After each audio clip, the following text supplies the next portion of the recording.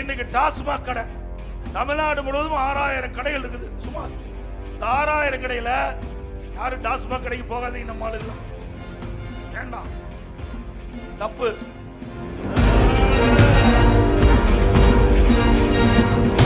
இன்னைக்கு டாஸ்மாக் கடை தமிழ்நாடு முழுவதும் 6000 கடைகள் இருக்குது. சுமார் இந்த 6000 கடையில யாரும் டாஸ்மாக் கடைக்கு போகாதீங்க. நம்ம ஆளுங்க வேண்டாம், தப்பு. அதனால இன்னைக்கு டாஸ்மாக் கடையில் ஒரு பாட்டிலுக்கு 10 ரூபா விலை அதிகமாக வாங்குறாங்க.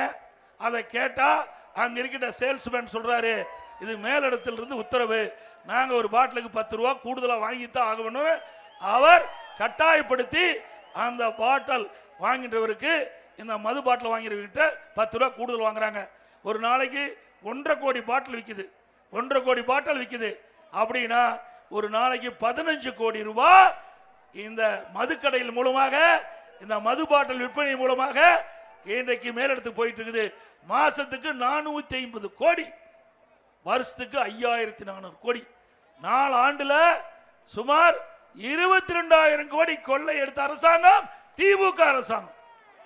அது ஒரு மந்திரி இருந்தார், யாருன்னு தெரியுமில்ல உங்களுக்கு? 10 ரூபா மந்திரி, பேரு 10 ரூபா மந்திரி. யாரு?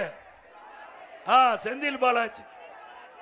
செந்தில் பாலாஜி அவர் 10 ரூபா மந்திரின்னு மக்களே பேர் வச்சுட்டாங்க. 10 ரூபாய்னா உடனே பேர் சொல்லுவாங்க.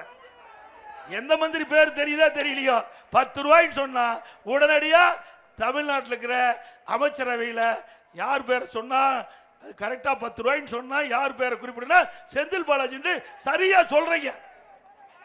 பிளே ஸ்டோர் மற்றும் ஆப் ஸ்டோரில் இருந்து பாலிமர் செயலியை QR கோடு மூலம் பதிவிறக்கம் செய்யுங்கள்.